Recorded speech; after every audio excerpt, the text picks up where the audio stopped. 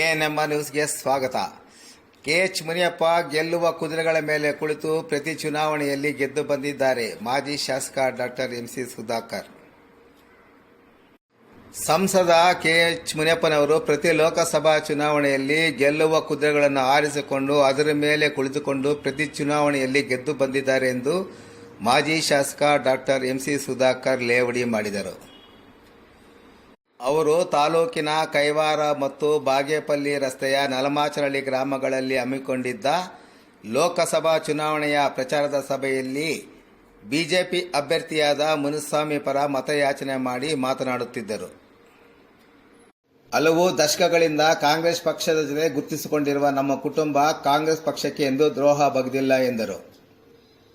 ಸಂಸದ ಕೆಎಚ್ ಮುನಿಯಪ್ಪಂತಹ ನಾಯಕರು ತನ್ನ ಆಧಿಪತ್ಯವನ್ನು ಸ್ಥಾಪಿಸಿಕೊಂಡು ಯಾರು ಕಾಂಗ್ರೆಸ್ನಲ್ಲಿ ಪ್ರಬಲ ನಾಯಕರಿದ್ದಾರೆ ಅವರನ್ನು ದಮನ ಮಾಡಲು ಮುಂದಾದಾಗ ಮತ್ತೆ ಕಾಂಗ್ರೆಸ್ ಪಕ್ಷದ ಬಾಗಿಲು ತಟ್ಟುವ ಮೂಲಕ ಮತ್ತೆ ಬೆಳೆದು ಬಂದ ದಾರಿಯಾಗಿತ್ತು ನಮ್ಮದು ಎಂದರು. 1991ರಲ್ಲಿ ಕೆಎಚ್ ಮುನಿಯಪ್ಪ ಪ್ರವೇಶದ ನಂತರ ಯಾವ ರೀತಿಯ ರಾಜಕಾರಣ ಆಯಿತು ಎಂಬುದು ಕ್ಷೇತ್ರದ ಜನರಿಗೆ ಗೊತ್ತು. 1994ರಲ್ಲಿ ಅಲ್ಪ ಮತಗಳಿಂದ ನಮ್ಮ ತಂದೆ ಸೋಲಲು ಕಾರಣ ಕೆಎಚ್ ಮುನಿಯಪ್ಪನವರೇ ಎಂದು ಆರೋಪಿಸಿದರು. ನಮ್ಮಲ್ಲಿಯೇ ಇರುವಂತಹ ನಾಯಕರನ್ನು ಎತ್ತಿ ಕೆಟ್ಟುವ ಕೆಲಸ ಮಾಡುತ್ತಾ ಬಂದರು. ಆದರೂ 1996ರ ಲೋಕಸಭಾ ಚುನಾವಣೆಯಲ್ಲಿ ನಮ್ಮ ತಂದೆ ಮನೆ ಮನೆಗೆ ಭೇಟಿ ನೀಡಿ ಕೆಎಚ್ ಪರ ಪ್ರಾಮಾಣಿಕವಾಗಿ ಮತಯಾಚನೆ ಮಾಡಿದರು. ನಂತರ 1998 ಅದೇ ರೀತಿ ಪ್ರಾಮಾಣಿಕವಾಗಿ ಕೆಲಸ ಮಾಡಿದಾಗ ಕೆಲವೇ ಮತಗಳ ಅಂತರದಲ್ಲಿ ಗೆದ್ದು ಬಂದಿದ್ದರು ಎಂದರು. 1999ರ ವಿಧಾನಸಭಾ ಚುನಾವಣೆಯಲ್ಲಿ ನಮ್ಮ ತಂದೆಗೆ ಟಿಕೆಟ್ ತಪ್ಪಿಸಿದರು. ಆಗ ಕ್ಷೇತ್ರದಲ್ಲಿ ಅವರಿಗೆ ಮತಗಳು ಕ್ಷೀಣಿಸಿತ್ತು. ಮತ್ತೆ ಗೆಲುವು ಕುದುರೆಗಳಾದ ನಾನು ಸೇರಿದಂತೆ ಕೆಲವರನ್ನು ಕಾಂಗ್ರೆಸ್ ಪಕ್ಷಕ್ಕೆ ಸೇರಿಸಿಕೊಂಡಾಗ 2004ರಲ್ಲಿ ಪ್ರಾಮಾಣಿಕವಾಗಿ ಕೆಲಸ ಮಾಡಿ ಗೆಲ್ಲಿಸಿದ್ದೇವೆ ಎಂದು ಉದಾಹರಿಸಿದರು. ನಮ್ಮ ಅವರ ನಡುವೆ ವ್ಯತ್ಯಾಸವಾದ ನಂತರ ನಡೆದ 2008 ಮತ್ತು 2014ರ ಲೋಕಸಭಾ ಚುನಾವಣೆಯಲ್ಲಿ ಅವರಿಗೆ ನಮ್ಮ ಕ್ಷೇತ್ರದಲ್ಲಿ ಬಂದ ಮತಗಳನ್ನು ತಾಳೆ ಹಾಕಿ ನೋಡಿ ಎಂದ ಮಾಜಿ ಶಾಸಕರು, ಈ ಚುನಾವಣೆಯಲ್ಲಿ ಅವರ ಕುತಂತ್ರ ರಾಜಕಾರಣಕ್ಕೆ ಕಡಿವಾಣ ಹಾಕುವ ಸಮಯ ಬಂದಿದ್ದು ಅದನ್ನು ಮತದಾರರು ನೆರವೇರಿಸುವಂತೆ ಕೋರಿದರು. ಸಮಾರಂಭವನ್ನು ಉದ್ದೇಶಿಸಿ ಲೋಕಸಭಾ ಬಿಜೆಪಿ ಅಭ್ಯರ್ಥಿ ಮುನಿಸ್ವಾಮಿ ಸೇರಿದಂತೆ ಬಿಜೆಪಿ ಮುಖಂಡರಾದ ಕೃಷ್ಣಾರೆಡ್ಡಿ, ಸುರೇಂದ್ರಗೌಡ, ಅರುಣಬಾಬು, ನಾಶಂಕರ್, ಮುಖಂಡರಾದ ಮಾಜಿ ಜಿಲ್ಲಾ ಪಂಚಾಯಿತಿ ಅಧ್ಯಕ್ಷ ಚಿನ್ನಪ್ಪ, ಜಿಲ್ಲಾ ಪಂಚಾಯಿತಿ ಸದಸ್ಯ ಶ್ರೀನಿವಾಸ್, ತಾಲೂಕು ಪಂಚಾಯಿತಿ ಸದಸ್ಯ ಡಾಬಾ ನಾಗರಾಜ್, ಸಿಂಗಪುರ ಗೋವಿಂದ, ಕೋನಪಲ್ಲಿ ಶಿವಾರೆಡ್ಡಿ, ಅಬ್ಬಗುಂಡು ಶ್ರೀನಿವಾಸ ರೆಡ್ಡಿ ಸೇರಿದಂತೆ ಹಲವಾರು ಮುಖಂಡರು ಎರಡು ಸಭೆಗಳಲ್ಲಿ ಮಾತನಾಡಿದರು. ಎಎನ್ಎಂ ನ್ಯೂಸ್ಗಾಗಿ ಟಿಪ್ಪು ನಗರ ಇಮ್ರಾನ್ ಪಾಷಾ, ಚಿಂತಾಮಣಿ.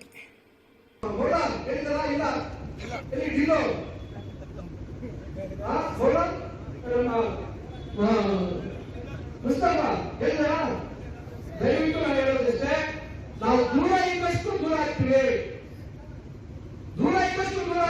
ಮನೆಯೊಳಗೆ ಸೇರ್ಕೊಂಡು ಆಚೆ ಆಗ್ತಾರ, ಮನೆಯೊಳಗೆ ಬಂದು ಆಚೆ ಆಗ್ತಾರೆ. ಯಾರು ಆಗಲ್ಲ.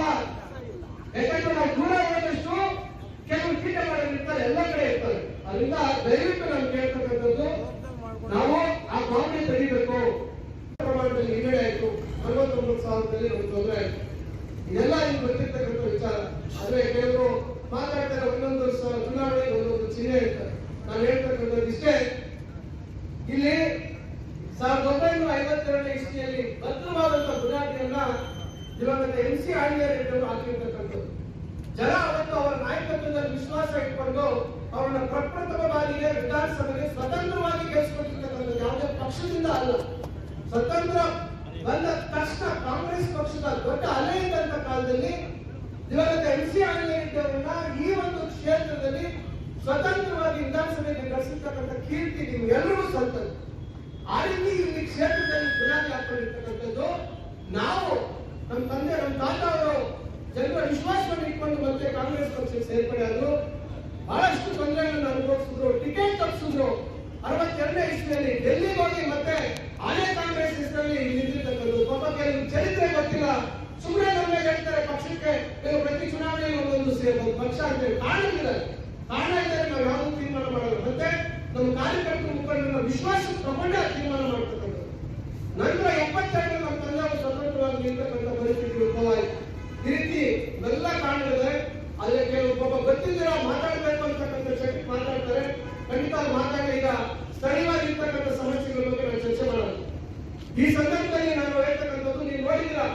ಈ ವೇದಿಕೆಯಲ್ಲಿ ಇಲ್ಲಿ ಬಂದಿರ್ತಕ್ಕಂಥ ನಮ್ಮ ಮುಸ್ಲಿಂ ಬಾಂಧವರು, ನಮ್ಮ ಅಲ್ಪಸಂಖ್ಯಾತರು, ನಮ್ಮ ಏನು ಗ್ರಾಮ ಪಂಚಾಯತ್ ಮಾಜಿ ಅಧ್ಯಕ್ಷರು, ಅಲ್ಲಿ ಸದಸ್ಯರು ಇವತ್ತು ತಾವು ಉದ್ದೇಶಿಸಿ ಮಾತಾಡೋದು.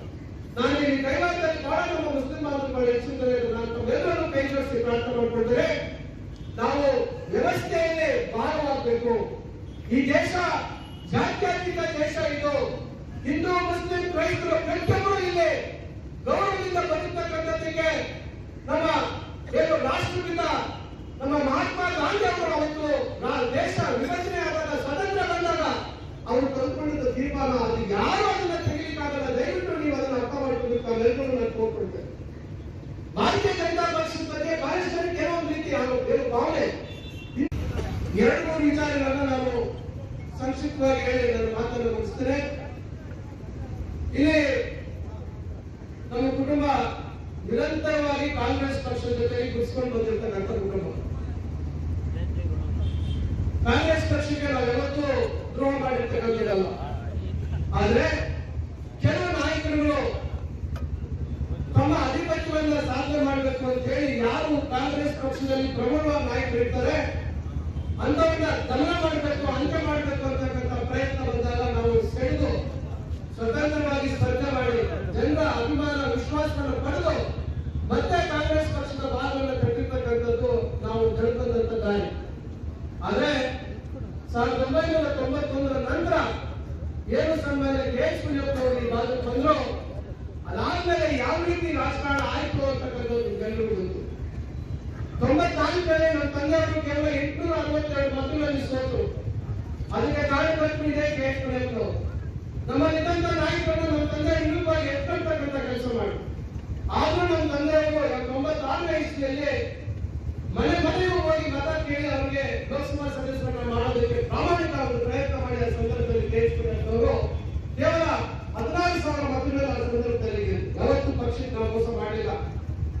ನಂತರ 98ರಲ್ಲೂ ಅದೇ ರೀತಿಯಾಗಿ ಪ್ರಾಮಾಣಿಕವಾಗಿ ಕೆಲಸ ಮಾಡಿದ್ವಿ. ಅವತ್ತು 80,000 ಓಟಲ್ಲಿ ಕೆ.ಎಚ್. ಮುನಿಯಪ್ಪ ಅವರಿಗೆ 99ರಲ್ಲಿ ನಮ್ಮ ತಂದೆಯವರಿಗೆ ಟಿಕೆಟ್ ಕೊಡಿಸಿದಾಗ ಸ್ವತಂತ್ರವಾಗಿ ಸ್ಪರ್ಧೆ ಮಾಡಿದ್ವಿ. ಅವತ್ತು ಕೆ.ಎಚ್. ಮುನಿಯಪ್ಪ ಅವರಿಗೆ ಚಿಂತಾಮಣಿ ವಿಧಾನಸಭಾ ಕ್ಷೇತ್ರದಲ್ಲಿ ಬಹುಮತ ಬರಲಿಲ್ಲ. 99 ಆದ್ಮೇಲೆ 2004ಕ್ಕೆ ಮತ್ತೆ ನಮ್ಮನ್ನ ಕಾಂಗ್ರೆಸ್ಗೆ ತಗೊಂಡು ನಾನು ಅಭ್ಯರ್ಥಿ ಆದೆ. ಅವತ್ತು ಕೂಡ ಪ್ರಾಮಾಣಿಕವಾಗಿ ಕೆಲಸ ಮಾಡಿದ್ದೆ. ಅವತ್ತು ಕೆ.ಎಚ್. ಮುನಿಯಪ್ಪ ಅವರು ಗೆದ್ದಿದ್ದು ಕೇವಲ 11,000 ಓಟುಗಳಲ್ಲಿ ಗೆದ್ದು. ನೀವೆಲ್ಲ ವಿವೇಕ ಕ್ಷೇತ್ರದಲ್ಲಿ ನೀವೆಲ್ಲರೂ ಬಹಳ ಬಹುಮತ, ಒಳ್ಳೆ ದೊಡ್ಡ ಪ್ರಮಾಣದಲ್ಲಿ ಬಹುಮತವನ್ನು ಕೊಟ್ಟಿದ್ದು.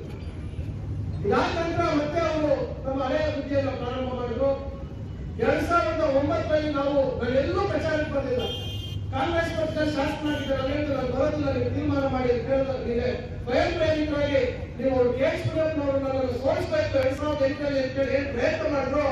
ಆ ಒಂದು ಸೀಟಲ್ಲಿ ನೀವು ಭಾರತೀಯ ಜನತಾ ಪಕ್ಷಕ್ಕೆ ಬೆಂಬಲ ಕೊಟ್ಟರೆ ಅವತ್ತು 14,000 ಓಟ್ ಬಂತು ಸಿದ್ದರಾಮಯ್ಯ ವಿಧಾನಸಭಾ ಕ್ಷೇತ್ರದಲ್ಲಿ. ನಾನೆಲ್ಲೂ ಪ್ರಚಾರ ಭಾಷಣ ಬರಲಿಲ್ಲ, ಎಲ್ಲೂ ಹೇಳಿಲ್ಲ. ನೀವೇ ಆ ಜವಾಬ್ದಾರಿಯನ್ನು ತಮ್ಮ ಹೆಣ್ಣು ಮೇಲೆ ಹಾಕೊಂಡು ನಮ್ಮ ನಾಯಕರು ಅವತ್ತು ನೀವು ಒಂದು ಇದನ್ನ ಆಕ್ರೋಶವನ್ನು ಅವತ್ತು ವ್ಯಕ್ತಪಡಿಸಿದ್ರಿ. ನಂತರ 2014ರಲ್ಲಿ ನಾನು ಜನತಾದಳ ಅಭ್ಯರ್ಥಿ ಮೇಲೆ ಸೋತಂತ ಸಂದರ್ಭದಲ್ಲಿ ಕೂಡ ನಾವು ಜನತಾದಳ ಪಾರ್ಟಿ ಪರವಾಗಿ ನಾವು ಪ್ರಚಾರ ಮಾಡಿದ್ವಿ. ಬಹಳ ದೊಡ್ಡ ಪ್ರಮಾಣದಲ್ಲಿ ಇಡೀ ಕೋಲಾರ ಲೋಕಸಭಾ ಕ್ಷೇತ್ರದಲ್ಲಿ ನಾವು ಓಡಾಡಿ ಪ್ರಾಮಾಣಿಕವಾಗಿ ಕೆ.ಎಚ್. ಮುನಿಯಪ್ಪನವರ ಒಂದು ಸ್ವತಂತ್ರ ರಾಜಕಾರಣ ಅಂತ್ಯ ಆಗಬೇಕು, ಜನ ವಿರೋಧಿ ನೀತಿ, ಸ್ವಾರ್ಥ ರಾಜಕಾರಣಕ್ಕೆ